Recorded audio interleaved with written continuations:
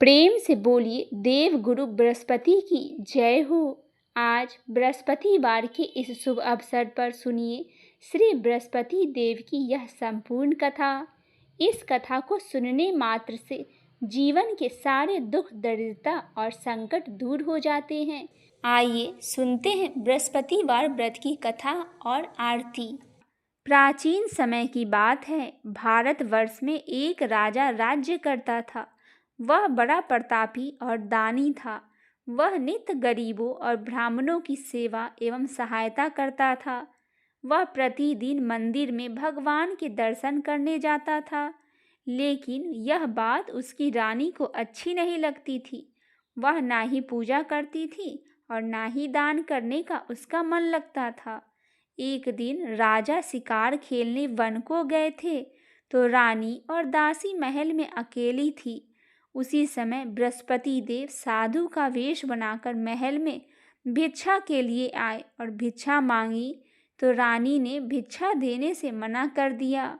रानी ने कहा, हे साधु महाराज, मैं तो दान पुण्य से तंग आ गई हूँ।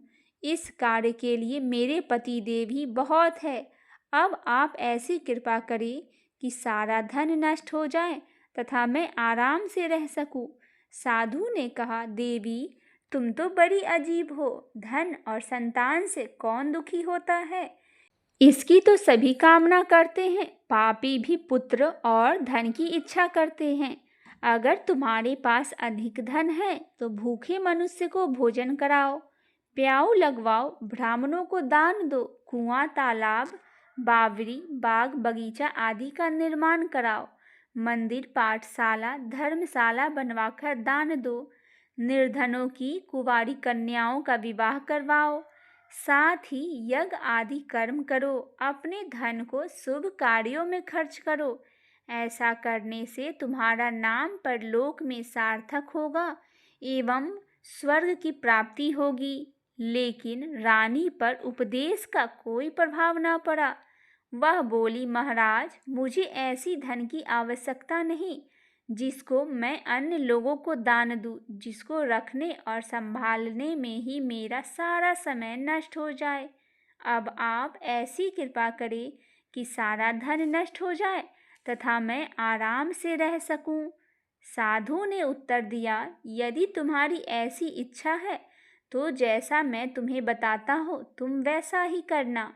बृहस्पतिवार को घर को गोबर से लीपना, अपने केसों को पीली मिट्टी से धोना, राजा से कहना वह बृहस्पतिवार को हजामत बनवाए, भोजन में मांस, मंदिरा खाना और कपड़ा धोबी को यहाँ धुलने के लिए देना।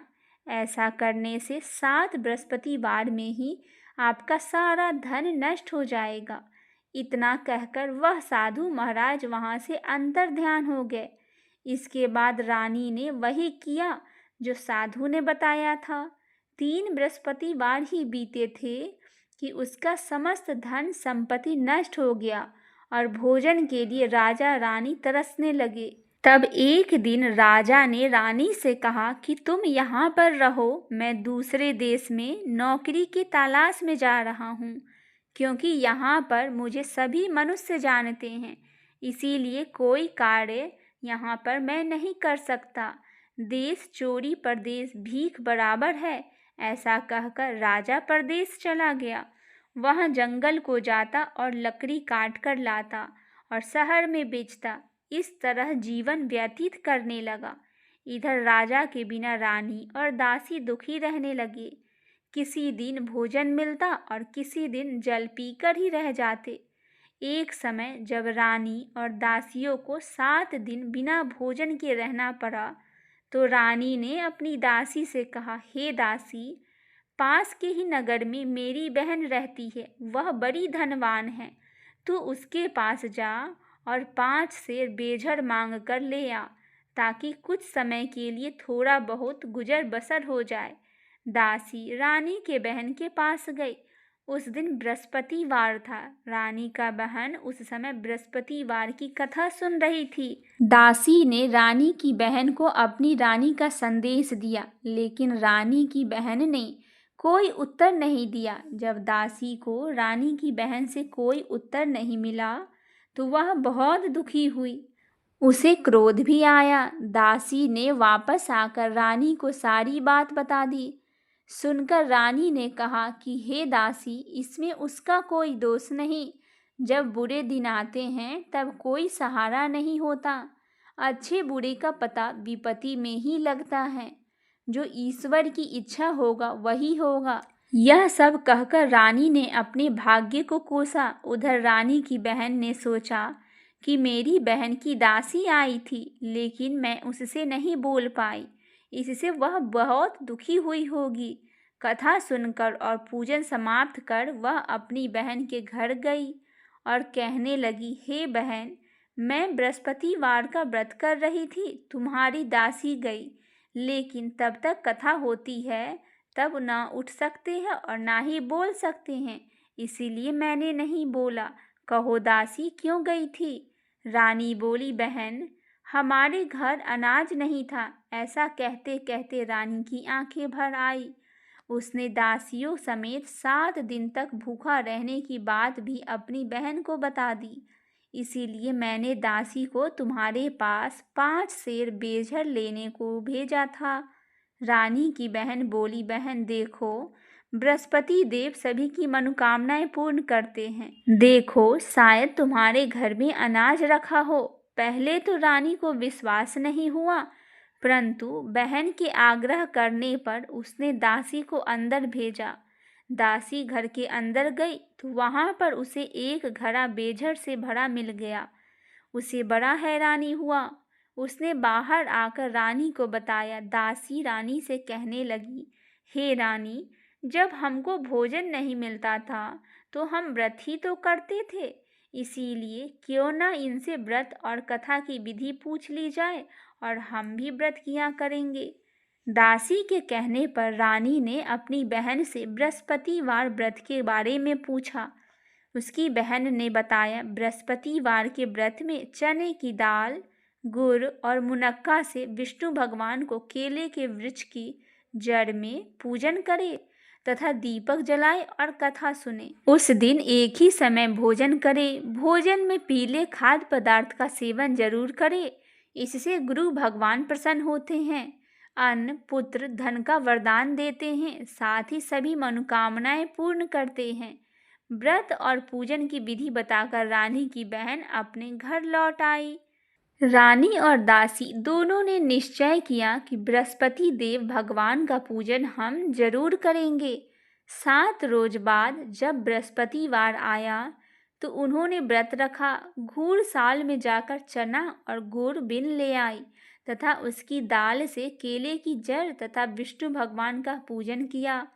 अब पीला भोजन कहाँ से आए? दोनों बड़ी दुखी हुए, परंतु उन्होंने व्रत किया था, इसीलिए बृहस्पति देव भगवान प्रसन्न थे। एक साधारण व्यक्ति के रूप में वे 2 थाली में पीला भोजन लेकर आए और दासी को देकर बोले, हे दासी, यह भोजन तुम्हारे लिए और रानी के लिए है, इसे तुम दोनों ग्रहण करना। दासी भोजन पाकर बहुत प्रसन्न हुई। उसने रानी से कहा, चलो रानी जी, भोजन कर लो। परंतु रानी को भोजन आने के बारे में कुछ नहीं पता था, इसीलिए उसने कहा कि जा तू ही भोजन कर ले, क्योंकि तू व्यर्थ में हमारी हंसी उड़ाती है। तब दासी ने कहा, एक व्यक्ति भोजन दे गया है। तब रानी ने कहा, वह व्यक्ति तेरे लिए ही भोजन दे गया होगा, तू ही भोजन कर ले। तब दासी ने कहा, वह व्यक्ति हम दोनों के लिए 2 थालों में सुंदर पीला भोजन दे गया है, इसीलिए मैं और आप दोनों ही साथ में ही भोजन करेंगे। यह सुनकर रानी बहुत प्रसन्न हुई और दोनों ने गुरु भगवान को नमस्कार कर भोजन किया। उसके बाद से वे प्रत्येक बृहस्पतिवार को गुरु भगवान का व्रत और पूजन करने लगी। बृहस्पतिवार को भगवान की कृपा से उनके पास धन हो गया, लेकिन रानी फिर पहले की तरह आलस्य करने लगी। वह दासी बोली, देखो रानी, तुम पहले भी इसी प्रकार आलस्य करती थी, तुम्हें धन को रखने में कष्ट होता था, इस कारण सभी धन नष्ट हो गया है। अब गुरु भगवान की कृपा से धन मिला है तो फिर तुम्हें आलस्य होती है। बड़ी मुसीबतों के बाद हमने यह धन पाया है, इसीलिए हमें दान पुण्य करना चाहिए। अब तुम भूखे मनुष्य को भोजन कराओ, प्याऊ लगवाओ, ब्राह्मणों को दान दो, कुआं, तालाब, बावड़ी, बाग बगीचे आदि का निर्माण कराओ, मंदिर, पाठशाला, धर्मशाला बनवाकर दान दो, निर्धनों की कुंवारी कन्याओं का विवाह करवाओ, साथ ही यज्ञ आदि कर्म करो। अपने धन को शुभ कार्य में खर्च कीजिए, जिससे तुम्हारे कुल का यश बढ़ेगा और स्वर्ग की प्राप्ति और पितर लोग भी प्रसन्न होंगे। दासी की बात मानकर रानी शुभ कर्म करने लगी। उसका यश फैलने लगा। एक दिन रानी और दासी आपस में विचार करने लगे कि न जाने राजा किस देश में होंगे, उनकी कोई खोज खबर भी नहीं है। उन्होंने श्रद्धापूर्वक बृहस्पति भगवान से प्रार्थना की कि राजा जहाँ कहीं भी हो शीघ्र वापस आ जाए। उसी रात्रि बृहस्पति देव ने राजा को स्वप्न में कहा, हे राजा, उठ, तेरी रानी तुझको याद कर रही है, अपने देश को लौट जाओ। राजा प्रातः काल उठा और जंगल से लकड़ी काटने के लिए गया और जंगल की ओर चल पड़ा। जंगल से गुजरते हुए विचार करने लगा कि रानी की गलती से उसे कितने दुख भोगने पड़े। राजपाट छोड़कर जंगल में आकर रहना पड़ा। जंगल से लकड़ी काटकर शहर में बेचकर गुजारा करना पड़ता है और अपनी दशा को याद करके व्याकुल होने लगा। उस समय राजा के पास बृहस्पति देव साधु के वेश में आकर बोले, हे लकड़हारे, तुम इस सुनसान जंगल में किस चिंता में बैठे हो, मुझे बतलाओ। यह सुनकर राजा के नेत्रों में जल भर आया और साधु की वंदना कर राजा ने अपनी संपूर्ण कहानी सुना दी। महात्मा दयालु होते हैं। वे राजा से बोले, हे राजा, तुम्हारी पत्नी ने बृहस्पति देव के प्रति अपराध किया था, जिसके कारण तुम्हारी यह दशा हुई। अब तुम चिंता मत करो, भगवान तुम्हें पहले से अधिक धन देंगे। देखो, तुम्हारी पत्नी ने बृहस्पतिवार का व्रत शुरू कर दिया है। अब तुम भी बृहस्पतिवार के व्रत में चने की दाल, गुड़ और मुनक्का से विष्णु भगवान को केले के वृक्ष की जड़ में पूजन करो तथा दीपक जलाकर कथा सुनो। उस दिन एक ही समय भोजन करना, लेकिन भोजन में पीले खाद्य पदार्थ का सेवन जरूर करना। भगवान तुम्हारी सब मनोकामनाएं पूर्ण करेंगे। साधु की बात सुनकर राजा बोले, हे प्रभु, लकड़ी बेचकर तो इतना पैसा भी नहीं बचता जिससे मैं भोजन के उपरांत कुछ बचा सकूं। मैंने रात्रि में अपनी रानी को व्याकुल देखा है। मेरे पास कोई साधन नहीं है जिससे उसका समाचार जान सकूं। फिर मैं कौन सी कहानी कहूँ, यह भी मुझको मालूम नहीं है। साधु ने कहा, हे राजा, मन में बृहस्पतिवार भगवान का पूजन व्रत का निश्चय करो। वे स्वयं ही तुम्हारे लिए कोई राह बना देंगे। बृहस्पतिवार के दिन तुम रोजाना की तरह लकड़ियां लेकर शहर में जाना। तुम्हें रोज से दुगुना धन मिलेगा, जिससे तुम भली भांति भोजन कर लोगे तथा बृहस्पति देव की पूजन का सामान भी ले आओगे। राजा ने चना गुड़ आदि लाकर गुरुवार का व्रत किया। उस दिन से उसके सभी क्लेश दूर हो गए। परंतु जब दोबारा गुरुवार का दिन आया तो बृहस्पतिवार का व्रत करना राजा भूल गया। इस कारण बृहस्पति भगवान नाराज हो गए। उस दिन उस नगर के राजा ने विशाल यज्ञ का आयोजन किया तथा शहर में यह घोषणा कर दी कि कोई भी मनुष्य अपने घर में भोजन ना बनावे, आग न जलावे। समस्त जनता मेरे यहाँ भोजन करने आएंगे। इस आज्ञा को जो ना मानेगा उसे फांसी की सजा दी जाएगी। इस तरह की घोषणा संपूर्ण नगर में करवा दी गई।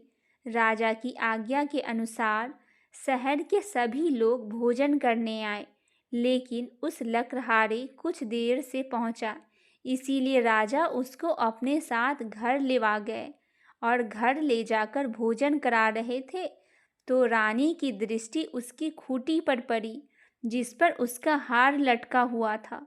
वह वहां पर दिखाई नहीं दिया। रानी ने निश्चय किया कि मेरा हार इस मनुष्य ने चुरा लिया होगा। उसी समय सिपाहियों को बुलाकर उसको कारागार में डलवा दिया गया। जब लकड़हारा कारागार में पड़ गया और बहुत दुखी होकर विचार करने लगा कि न जाने कौन से पूर्व जन्म के कर्म से मुझे यह दुख प्राप्त हुआ है, और उसी साधु को याद करने लगा जो जंगल में मिला था। उसी समय तत्काल बृहस्पति देव साधु के रूप में प्रकट हुए और उसकी दशा को देखकर कहने लगे, अरे मूर्ख, तूने बृहस्पतिवार व्रत की कथा नहीं की, इस कारण तुझे दुख प्राप्त हुआ है। अब चिंता मत कर, बृहस्पतिवार के दिन कारागार के दरवाजे पर 4 पैसे पड़े मिलेंगे। उनसे तू बृहस्पति देव की पूजा करना, तेरे सभी कष्ट दूर हो जाएंगे। बृहस्पतिवार के दिन उसे 4 पैसे मिले। लकड़हारे ने कथा कही। उसी रात्रि को बृहस्पति देव ने उस नगर के राजा को स्वप्न में कहा, हे राजा, तुमने जिस आदमी को कारागार में बंद कर दिया है वह निर्दोष है, वह राजा है, उसे छोड़ देना। रानी का हार उसी खूंटी पर लटका है। अगर तू ऐसा नहीं करेगा तो मैं तेरे राज्य को नष्ट कर दूंगा। इस तरह रात्रि को स्वप्न देखकर राजा प्रातःकाल उठा और खूंटी पर हार देखकर लकड़हारे को बुलाकर क्षमा मांगी तथा लकड़हारे को योग्य सुंदर वस्त्र आभूषण दिया और विदा कर दिया। बृहस्पति देव की आज्ञा के अनुसार लकड़हारे अपने नगर को चल दिया। राजा जब अपने नगर के निकट पहुंचा तो उसे बड़ा आश्चर्य हुआ। नगर में पहले से अधिक बाग, तालाब, कुएं तथा बहुत सी धर्मशाला, मंदिर आदि बन गई थी। राजा ने पूछा, यह किसका बाग और किसका धर्मशाला है? तब नगर के सब लोग कहने लगे कि यह सब रानी और उसकी दासी की है। तो राजा को आश्चर्य हुआ और गुस्सा भी आया। जब रानी ने यह खबर सुना कि राजा आ रहे हैं तो उन्होंने दासी से कहा कि हे दासी, देख, राजा हमको कितनी बुरी हालत में छोड़ गए थे। हमारी ऐसी हालत देखकर वह कहीं लौट न जाए, इसीलिए तू दरवाजे पर खड़ी हो जा। आज्ञा के अनुसार दासी दरवाजे पर खड़ी हो गई। राजा आए तो उन्हें अपने साथ लिवा लाई। तब राजा ने क्रोध करके अपनी रानी से पूछा कि यह धन तुम्हें कैसे प्राप्त हुआ? तब उन्होंने कहा, हमें यह सब धन बृहस्पति देव की कृपा से और इस व्रत के प्रभाव से प्राप्त हुआ है। राजा ने निश्चय किया कि 7 रोज बाद तो सभी बृहस्पति देव का पूजन करेंगे, परंतु मैं प्रतिदिन 3 बार कहानी तथा रोज व्रत किया करूँगा। अब हर समय राजा के दुपट्टे में चने की दाल बंधी रहती थी तथा दिन में 3 बार कहानी कहता। एक रोज राजा ने विचार किया कि चलो अपनी बहन की यहाँ हो आवे। इस तरह निश्चय कर राजा घोड़े पर सवार हो अपनी बहन के यहाँ चलने लगे। मार्ग में उसने देखा कि कुछ आदमी एक मुर्दे को लिए जा रहे हैं। उन्हें रोककर राजा कहने लगे, अरे भाइयों, मेरी बृहस्पति देव की कथा सुन लो। वे बोले, लो, हमारा तो आदमी मर गया है और इसको अपनी कथा की पड़ी है। परंतु कुछ आदमी बोले, अच्छा कहो, हम तुम्हारी कथा भी सुनेंगे। राजा ने दाल निकाली और जब कथा आधी हो गई तो मुर्दा हिलने लग गया, और जब कथा समाप्त हो गई तो राम राम करके मनुष्य उठकर खड़ा हो गया। आगे मार्ग में उसे एक किसान खेत में हल चलाता हुआ मिला। राजा ने उसे देखा और उससे बोला, अरे भाई, तुम मेरी बृहस्पतिवार की कथा सुन लो। किसान बोला, जब तक मैं तेरी कथा सुनूंगा तब तक 4 हरैया जोत लूँगा। जा अपनी कथा किसी और को सुनाना। इस तरह राजा आगे चलने लगा। राजा के हटते ही बैल पछाड़ खाकर गिर गया तथा किसान के पेट में बड़ी जोर से दर्द होने लगा। उस समय उसकी माँ रोटी लेकर आई। उसने जब यह देखा तो अपने पुत्र से सब हाल पूछा। बेटे ने भी सभी हाल कह दिया तो बुढ़िया दौड़ी दौड़ी उस घुड़सवार के पास गई और उससे बोली कि मैं तेरी कथा भी सुनूंगी, तू अपनी कथा मेरे खेत पर चलकर ही कहना। राजा ने बुढ़िया के खेत पर जाकर कथा कही, जिसके सुनते ही वह बैल उठ खड़ा हुआ तथा किसान के पेट का दर्द भी बंद हो गया। राजा अपने बहन के घर पहुंचा। बहन के यहाँ भाई को खूब मेहमानी हुई। दूसरे रोज प्रातःकाल राजा जागा तो वह देखने लगा कि वह सब लोग भोजन कर रहे हैं। राजा ने अपने बहन से कहा, ऐसा कोई मनुष्य है जिसने भोजन नहीं किया हो? मेरी बृहस्पतिवार की कथा सुन ले। बहन बोली, हे भैया, यह देश ऐसा है कि पहले यहाँ लोग भोजन करते हैं, बाद में अन्य काम करते हैं। अगर कोई पड़ोस में है तो मैं उसे देख आती हूँ। ऐसा कहकर वह देखने चली गई, परंतु उसे कोई ऐसा व्यक्ति नहीं मिला जिसने भोजन ना किया हो। अतः वह एक कुम्हार के घर गई जिसका लड़का बीमार था। उसे मालूम हुआ कि उनके यहाँ 3 रोज से किसी ने भोजन नहीं किया है। रानी ने अपनी भाई की कथा सुनने के लिए कुम्हार से कहा। वह तैयार हो गया। राजा ने जाकर बृहस्पतिवार की कथा कही, जिसको सुनकर उसका लड़का ठीक हो गया। अब तो राजा की प्रशंसा होने लगी। एक रोज राजा ने अपनी बहन से कहा कि हे बहन, हम अपने घर जाएंगे, तुम भी तैयार हो जाओ।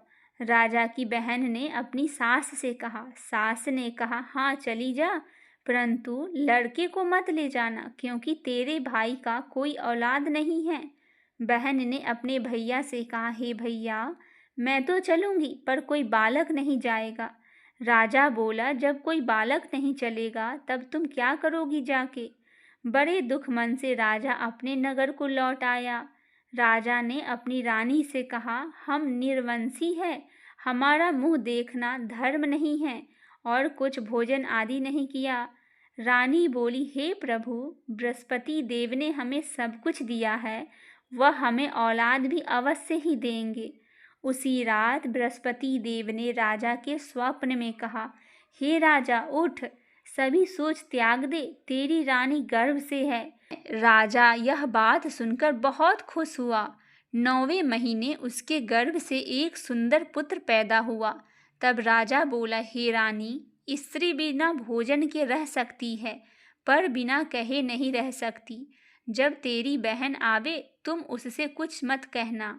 रानी ने सुनकर हाँ कर दिया।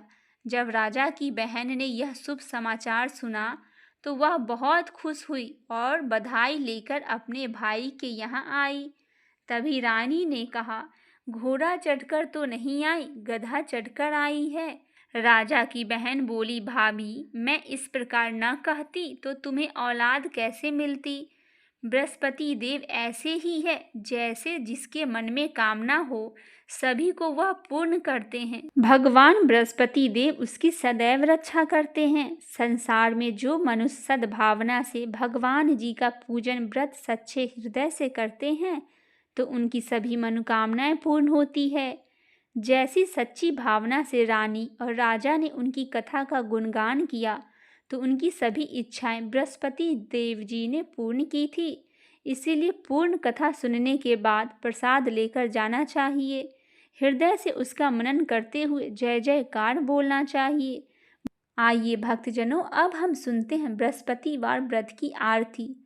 जय बृहस्पति देवा, ओम जय बृहस्पति देवा, छीने छीने भोग लगाऊं, कदली फल मेवा।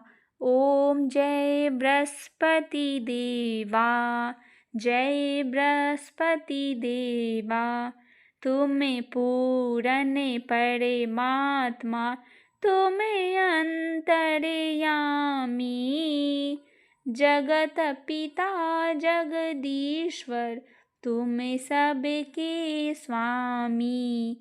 ओम जय बृहस्पति देवा, जय बृहस्पति देवा, चरणामृत निज निर्मल, सब पातक हरता, सकल मनोरथ दायक, कृपया करो भरता। ओम जय बृहस्पति देवा, तन मन धन अर्पण कर, जो जन शरण पड़े, प्रभु प्रकट तब हो कर आकर द्वार खड़े। ओम जय बृहस्पति देवा, दीन दयाल दयानिधि, भक्तन हितकारी। पाप दोष सब हरता, भव बंधन हारी। ओम जय बृहस्पति देवा, सकल मनोरथ दायक, सब संशय हारो। विषय विकार मिटाओ, संतन सुखकारी। ओम जय बृहस्पति देवा, जो कोई आरती तेरी प्रेम सहित गावे, जेठानंद आनंद कर सो निश्चय पावे। ओम जय बृहस्पति देवा, जय बृहस्पति देवा। आशा करती हूँ मेरी यह छोटी सी प्रस्तुति आपको पसंद आई होगी। पसंद आए तो चैनल को सब्सक्राइब, वीडियो को लाइक